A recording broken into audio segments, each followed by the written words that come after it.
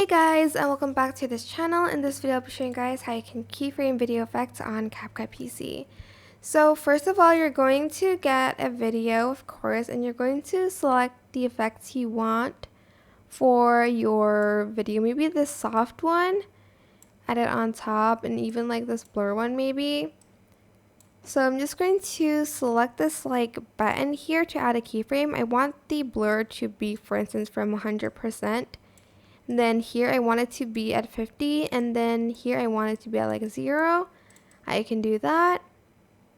And then here, for instance, I want this to be from like 0 to like a 50.